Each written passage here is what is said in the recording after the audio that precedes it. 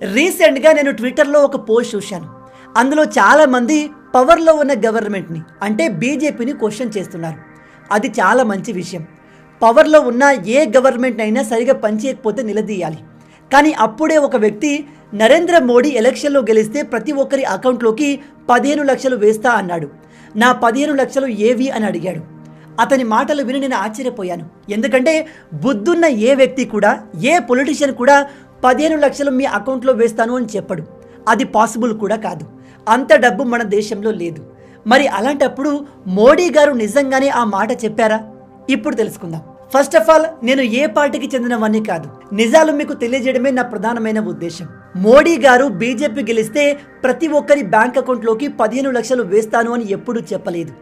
ప్రతిపక్షాలు కావాలని దీన్ని క్రియేట్ చేశాయి. ఎలాగో తెలుసా?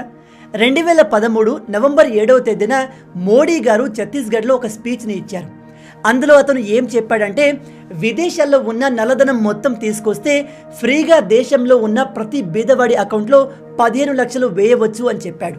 అంటే బయట అంత బ్లాక్ మనీ ఉంది అని చెప్పాడు. ఒకసారి ఆ క్లిప్ ని మీరే చూడండి. ये जो चोर लुटेरों के पैसे विदेशी बैंकों में जमा है ना, उतने भी हम रुपये ले आए ना, तो भी हिंदुस्तान के एक एक गरीब आदमी को मुफ्त में 15-20 लाख रुपए यूं ही मिल जाएगा. इतने रुपये. ఒకవేళ మోడీ గారు ప్రతి ఒక్కరికి 15 లక్షల రూపాయలు ఇస్తాను, నాకు ఓటేయండి అని చెప్పి ఉంటే ఎలక్షన్ కమిషన్ అతన్ని అప్పుడే పట్టుకుని జైల్లో వేసేది. అతను ప్రైమ్ మినిస్టర్ కూడా అయ్యేవాడు కాదు. ఈ విషయం తెలియక ప్రతి ఒక్కరూ ఇదే పాయింట్ని పట్టుకొని దాన్ని సాగదీసుకుంటూ డిబేట్లు చేస్తున్నారు. మీలో ఎంతమంది ఈ విషయాన్ని కొత్తగా తెలుసుకుంటున్నారు? ఈ విషయం ప్రతి ఒక్కరికి తెలిసేలాగా వీడియోను అందరితో షేర్ చేసుకోండి.